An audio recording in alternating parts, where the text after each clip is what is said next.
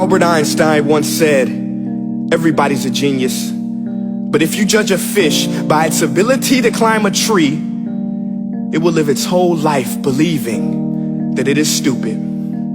Ladies and gentlemen of the jury, today on trial we have modern day schooling. Glad you could come. Not only does he make fish climb trees, but also makes them climb down and do a 10-mile run. Tell me, school, are you proud of the things you've done?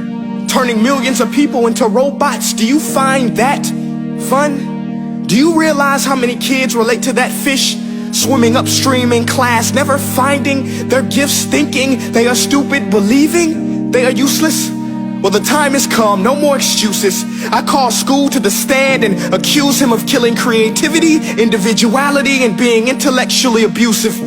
He's an ancient institution that has outlived his usage.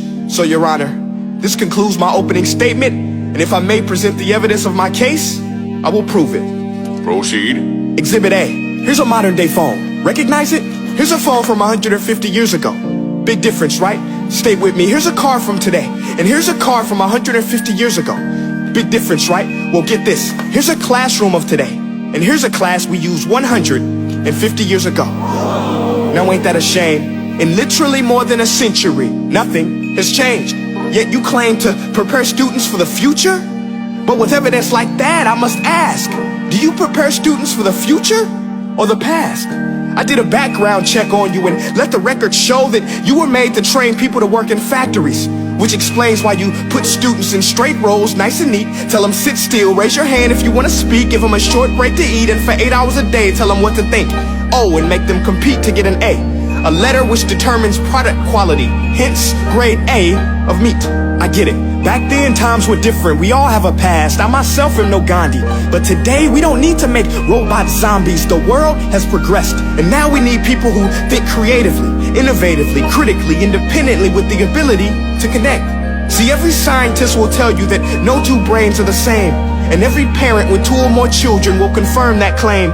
So please explain why you treat students like cookie cutter frames or snapback hats, giving them this one-size-fits-all crap. Watch your language. Sorry, Your Honor, but if a doctor prescribed the exact same medicine to all of his patients, the results will be tragic. So many people will get sick, yet when it comes to school, this is exactly what happens. This educational malpractice, where one teacher stands in front of 20 kids, each one having different strengths, different needs, different gifts, different dreams, and you teach the same thing the same way?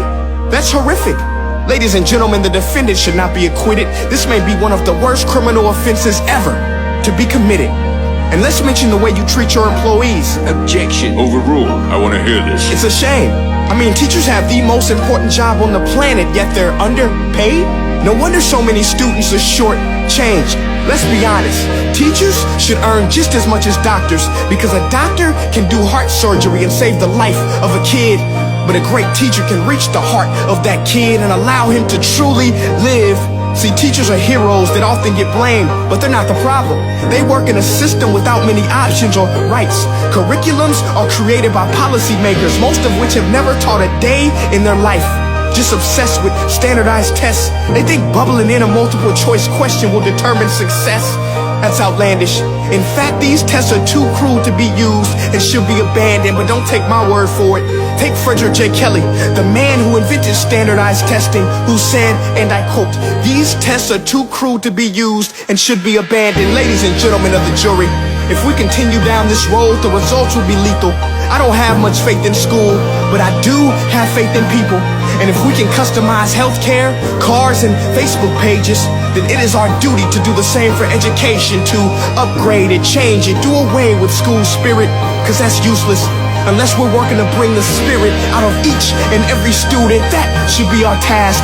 No more Common Core. Instead, let's reach the core of every heart in every class. Sure, math is important, but no more than art or dance. Let's give every gift an equal chance. I know this sounds like a dream, but countries like Finland are doing impressive things.